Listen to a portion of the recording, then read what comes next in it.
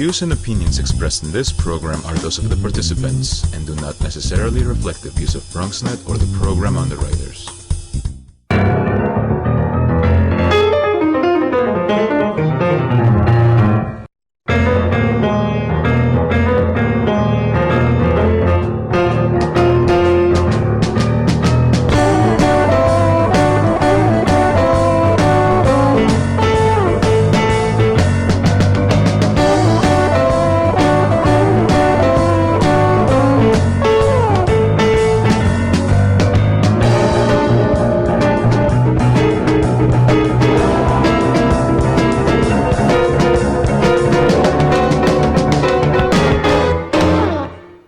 Good evening and welcome to Bronx Talk.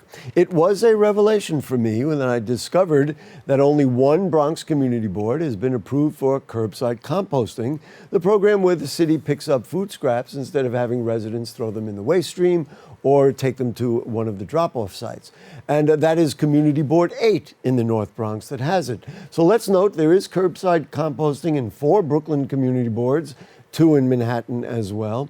In fact, even though the city's website encourages residents in all community boards to express their interest in curbside composting by signing up if they haven't already done so, the city plainly admits on its website that budgetary considerations are the biggest issue in expanding the program to other community boards, including the Bronx's other 12. So tonight we're going to look at the city's composting programs, why they're important, what can be done to expand them, and how, even if your community board does not have the more convenient curbside composting available, you can still participate in this much needed environmental way of dealing with food waste. And we'll tell you how you can do that. We've got 3 guests to help us along the way. Please join me in welcoming the Community Outreach Coordinator of Compost Outreach and Education for the city's Bureau of Recycling and Sustainability in the Department of Sanitation. It is Mr. Richard Day. Mr. Day, nice to have you with us, sir. Thanks for having me, Gary. The chair of the Bronx Solid Waste Advisory Board and the founder of GreenFreen Organix. It is Ms. Dior St. Hillaire. Ms. St. Hillaire, nice to have you with us. Good afternoon, Gary. And the district manager of Community Board 12 in the Northeast Bronx. It is my longtime friend, George Torres. Nice to have you with us, George. Good evening, Gary.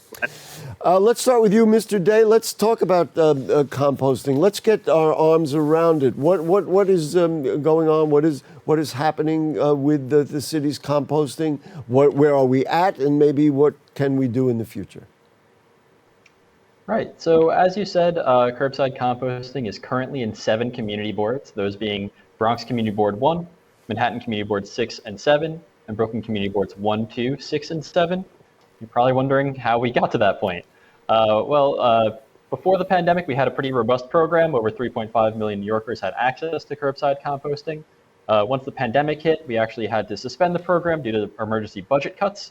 But then Mayor de Blasio brought it back in 2021.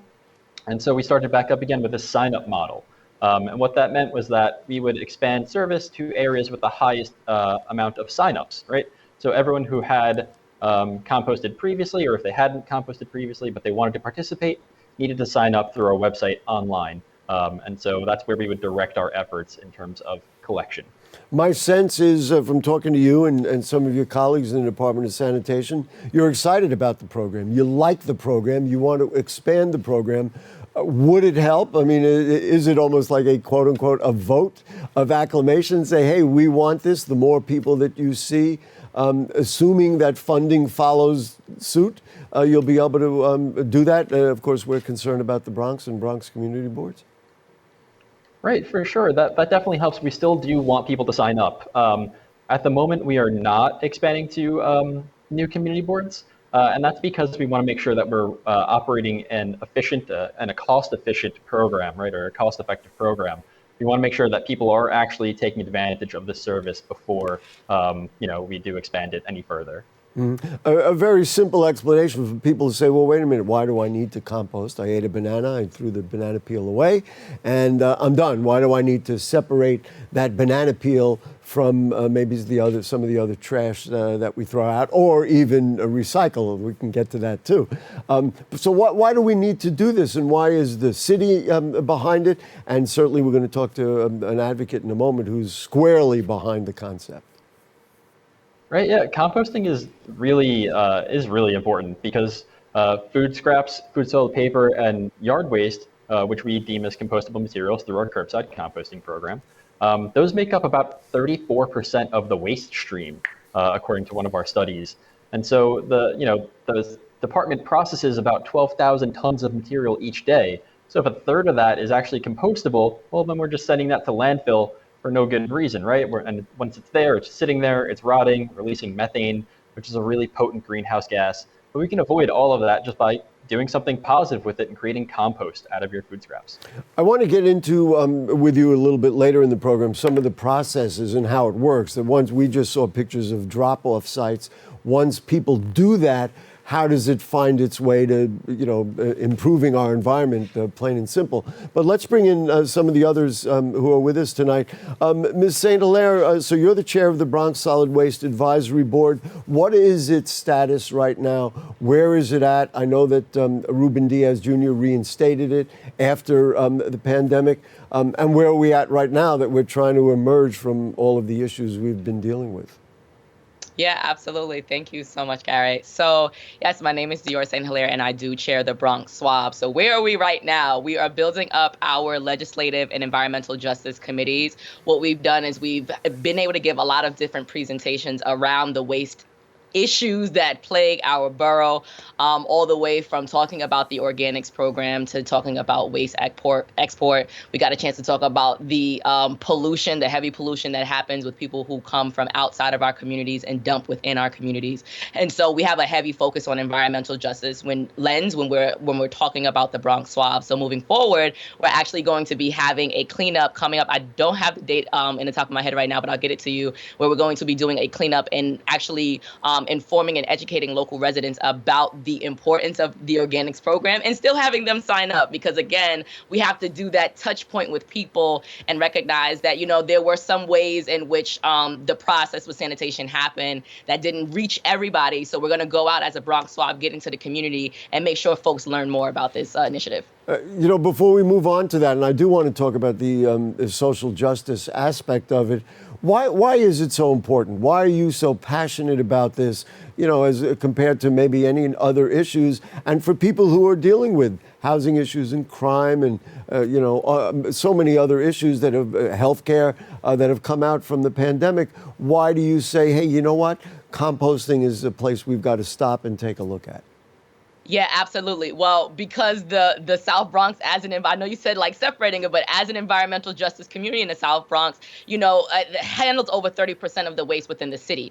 And so what you find is that I don't know anybody, like especially being a Bronx native, and there's somebody that I know that is plagued with asthma, right? And so when you think about all of the trucks that are coming in and out of our communities, it makes you stop and think, okay, hey, wait a minute, what is it that's happening here? So I think one of the significant benefits is being able to clean up the streets, right?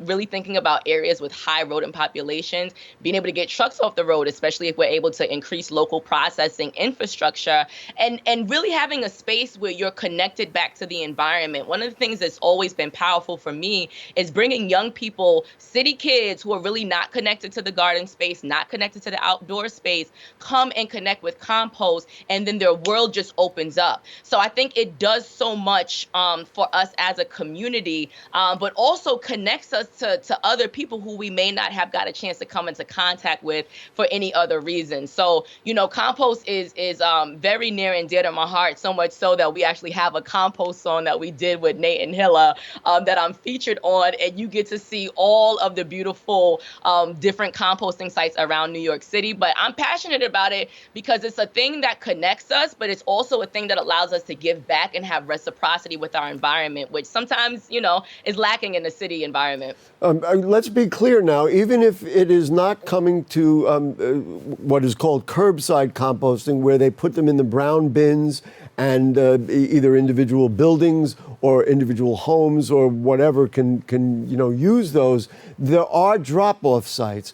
But you were telling me earlier that there's kind of a difference. Let's just talk about what what you're. I mean, we have a full screen. We can look at that. What you're looking at when you talk about this is acceptable at drop-off sites, fruits, vegetables, and eggshells. You can see it there, coffee, tea, and nuts, dried flowers and houseplants, bread, grains, and pasta. But you're not allowed at the food drop-off sites to bring in meat, fish, and dairy, pet waste, kitty litter, pressure-treated plywood, lumber, or sawdust, clean paper, glossy paper, cardboard, metal, glass, or plastic. You can see the other items there.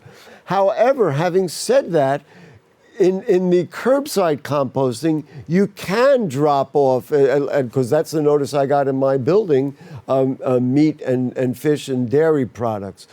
So I don't know who wants to, maybe Mr. Day, you want to talk about that process and what the difference is, and then I'll make a comment about it and bring in the others. And I know, Mr. Torres, I want to see how it relates to you and the people in your community board. So, Mr. Day, let's just talk about that to begin with. Why one is this way and the other is this way. Sure, right. So, so the brown bin program can accept that whole wide range of materials because the places where we process it are these huge industrial scale facilities, right? So we've got a composting facility on Staten Island. We also work with Newtown Creek to process things over there and turn our food scraps into energy even. But so really what it comes down to is we are equipped. We have the facilities that can handle this material, right? Our windrows can hit the conditions, the temperatures necessary to break these materials down quickly and efficiently, right? Whereas a food scrap drop-off site, they might actually be processing it on site. And so maybe they're using, a 3-bin system or whatever the case is, and their conditions just might not, work quickly enough or whatever the case is to actually break down that material in a reasonable amount of time. Mm-hmm. And so that's one of the primary reasons. As I understand it, and this was a revelation to me as well, is that a lot of the drop-off sites are located, let's say, in Bronx community gardens, of course, of which we are extremely proud, and we have so many of them. So, Ms. St. Hillaire, talk to me about where that's at for the community gardens and how are they doing with it? Is this a good place to get started in so many of our communities?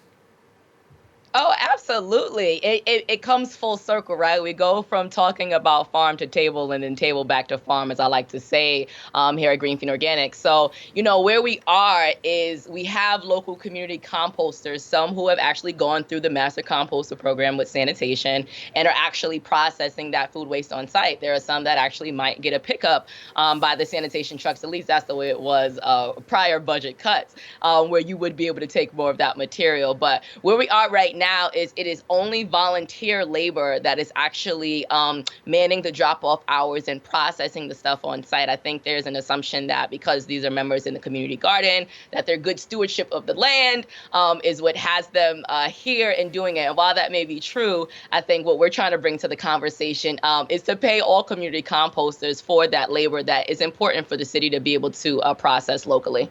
And certainly they would be more enthusiastic about doing it if there were a couple of greenbacks backing that up. All right. So the question is, George Torres from Community Board 12, you've heard the experts talking about it.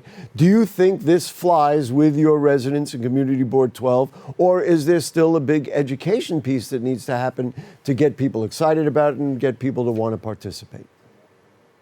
Yeah, no, for sure. I think we need a big education piece to get people involved again. I think that's where the city may have made a mistake in cutting back.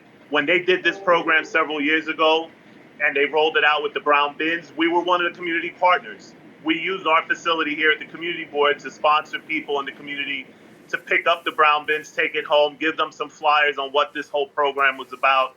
And then we stopped it for a year or two. And I think that's where we have a problem, because as it is with recycling, we're still not, after many decades, at 100%. So I think, it's going to take us a while to sort of educate the public at large and do this. And the fact is, right now, it's a volunteer basis. I really think they need to go back to the curbside composting, because people need to feel things. They need to see it in the flesh in order to participate. Right now, there's really not a lot of information out there. Right, as Community Board 12, I was looking at DSNY's information online. We're in the middle of the pack. We're like 30 and 33 on request in terms of citywide community boards who want to participate in this program. We need to do so much more better on recycling, not just our food scraps, but everything in general. And as Dior was talking about, getting that stuff in the local stream, because even the stuff that we do on the recyclable end doesn't necessarily end up, being used by our local merchants. This is an opportunity with composting that I think our residents are eager to get involved with, want to see it happen. I just wish that they would do it, where you would see the white trucks coming down the block and you would just set out the brown bins, because that gets everybody curious about what's happening and more people will be informed. The way they're doing it now, I don't want to say I don't have a lot of hope for it. I wish we could just be doing more as a community. You are an expert in this, and I know this because I know you've been doing this for many years. How is the best way to educate the public? Are we putting flyers out? Are we getting it on BronxNet television, which we're doing right now? Yes. What are the best ways to communicate this? And then we're going to go back to our friend at the sanitation department and say, let's get everybody together on this. No, listen, when we were handing out the brown bins, that was, people see stuff and they get interested. They start asking questions. And I always think that that's the best way to do it. People want to feel it. They want to touch it. They want to know what's going on. And, I think that's the best way to communicate. Obviously, coming out on BronxNet, always helpful. Okay. Flyers. Yeah, putting it on the website. I mean, we have to be talking about this stuff all the time. And then we have to, honestly, I think we don't have to be punitive, but we do have to set some sort of deadline and say, hey, I remember the city when it may have been Bloomberg or de Blasio himself, there was a zero waste 2030 deadline. We're in 2022. Do we honestly believe that in 8 years, we're going to have 100% recycling, 100% curbside posting? No, we have to do more and more and more, and we have to be better at it. And the only way to do it is to make sure that our sanitation folks are out there doing this and people are seeing their neighbors doing this stuff. And maybe their neighbors are educating, their fellow residents and neighbors about how to do it the right way. I think that's the best way to do it. I realize, I was talking earlier with a couple of folks and Mr. Day, and we were talking about this is similar to what the Parks Department goes through. Underfunded, much needed. You talk to anybody, they're going to say, you know what, I got to have my park. I got to have, I'd love to compost. I'd love to think environmentally. I believe in social justice. I believe in environmental justice. And so, Mr. Day, is there anything to do at this point? We see. I'm just going to. This is just between us, okay? We see all. We see all the commercials all the time, even on the Yankee games and the Met games, of people from the Department of Health talking about vaccinations and all the other things we need to know. Seems to me if we could slide, a thing from Get Richard Day on there to talk about the importance of composting, we get the whole city involved. Are there things to do now, or just to promote the drop-off sites? I mean, where are you at? What would you like to see? Right. Yeah. So we've done a pretty good job, or I think we've done our best to really promote all of our programs. For curbside composting, when it was announced that it was returning, we mailed a flyer to every single resident who could potentially sign up for this thing. We've done social media posts. We've done boosted social media posts. We've done outreach ourselves in the field. We've gone to community events, we've gone to parks, we've tabled, we've done presentations to community groups, we've spoken to elected officials, we've spoken to community boards. So we're really doing what we can to get the message out there, short of those commercials you mentioned, but maybe we'll give those a try next. So we're really trying to do what we can to push the message on composting to folks who So when I see Richard Day on one of those commercials, we will remember that we had that conversation first here on Bronx Talk, on BronxNet television. I want to get into this idea of social justice. It's rings a bell in everybody's ears in the Bronx. So Ms. St. Hillaire, let's just talk about why you have mentioned it a few times in this context. Seems to me there are, 12 community boards in the Bronx. One has curbside composting? Is it simply, it hasn't reached certain communities? How do we get those communities to vote as heavily as maybe they did in Community Board 8? Let's talk about just what you mean when you say there are environmental justice issues involved in this whole process. Absolutely. Thank you so much for that. So I'm going to lead off with saying, first of all, when we closed the landfills in Staten Island, there were multiple community districts that were cited for waste transfer stations being in the lower socioeconomic status around, not only in the Bronx, but also in Brooklyn and Queens. So what we have found is that waste just has a long history of inequity just in general. So when we're thinking about not only where is the processing of the waste happen, when we think about the waste consumption and disposal habits. So that's all, let's like just bring that full circle. So I think that in thinking about moving forward with this program, you think about how do we put back what we've taken? How do we stabilize communities that have been affected by these kind of poor waste policies and poor waste handling practices? So I think what's important is that you have to involve the same residents who are affected by these things. So for me in particular, it's one of the reasons why we think about doing a worker-owned cooperative, right? And we're in the process now, finally, of trying to move forward with bringing on some more local and more newer, fresher people to GreenFreen Organics. It's important that we think about the local infrastructure, and that's why I keep speaking to that, because when we think about the communities that have to handle the waste, the whole process of just saying, hey, if you sign up and you say that you want this thing, is inequitable because a lot of people didn't even know. There are a lot of people that I knew that they were not even aware that this was a process. There are people who still don't even have access to internet here in this borough. So we got to be really mindful about thinking about how we're really trying to reach people. And this is not a program that should be voluntary. It should be mandatory in the entire city, so that we shouldn't even be having this conversation about why some community boards have it and others don't. I want to get to George Torres about that. George, you sit on the Bronx Borough Board with the other community board members. Has the notion ever come up? And if, let's say, I'm going to be very annoying now, if you were to bring it up, if you were to say, hey, I was on Bronx Talk and we talked about this, do you think other members who are dealing, listen, man, I know what you know, I know what's out there with housing and development and crime and access to health care, all the other things. Do you think that other your colleagues would say, you know what, maybe it's something we ought to do, or we still have more work to even convince them that they ought to, get their sanitation committees involved? No, listen, I think everybody wants to do this. I mean, how can you not want to? And I think that's true of every community board. And I think, New Yorkers are smart. And I think to Dior's point, she's absolutely correct in that a lot of people are unaware of this. I mean, we have this even at community boards. We've all been virtual. We're participating now virtually. But you have some people who just can't do it because either they don't have Wi-Fi in their home, or they're not comfortable with a laptop or a desktop, and they only participate via the phone. Mm-hmm. So, how do you engage these folks? I think community boards on the granular level are there, but that's why I say you have to roll this out everywhere. To be selective and say, well, we're only going to do it in communities that ask for it.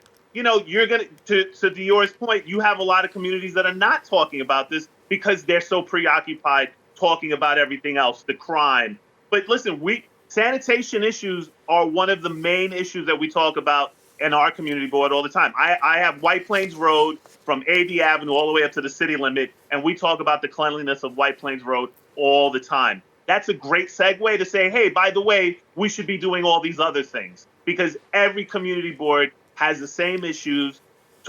When we meet collectively at the borough board, and Gary, I promise you, at the next borough board, I'm going to tell the deputy borough president, hey, I was on Gary Axelbank, and we had this conversation about composting, and I really think that we really need to start talking about these things and bring it to the forefront. This is my editorial comment. I just think coming out of the pandemic, we need to look at kind of new ways of looking at ourselves and looking at our borough. Yeah. And I have to say, and I don't, certainly the last thing we want to do is put Mr. Day on the spot, but the sanitation department is working with us. I mean, they want to do more.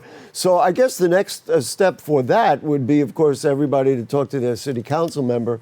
My guess is many in the Bronx are for it, but we just kind of got to get some energy together. Mr. Day, let's just talk about, for people who say, you know what, I've heard this show, I like the idea, I just, cut the rind off a watermelon, what do I do with it? I'd rather not throw it in the garbage.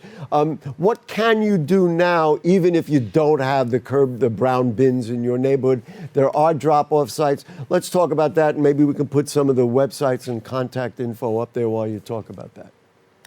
Great, yeah. So like you said, most folks are going to handle that by going to one of our food scrap drop-off sites. We've got over 210 of them throughout the city. So it's a pretty extensive network of drop-off sites, and we've got at least one in every single Bronx community board.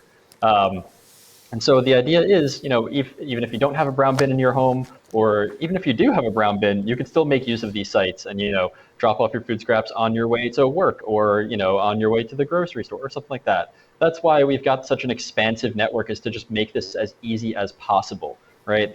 We want to lower the barriers to entry for folks so that they can do the right thing with their food scraps. To me, a lot of what you're talking about is, and what we were talking about with George Torres just a moment ago, is people talking to each other. If you keep talking to each other, if you go down to, the local community garden and say, wow, wait a minute, I didn't realize you have the bin there, and then talk to your neighbors about it, then all of a sudden we kind of get somewhere, and we're not looking for structures to do it for us, we do it ourselves. So on that note, we'll give you about 60 seconds, Ms. St. Hillaire.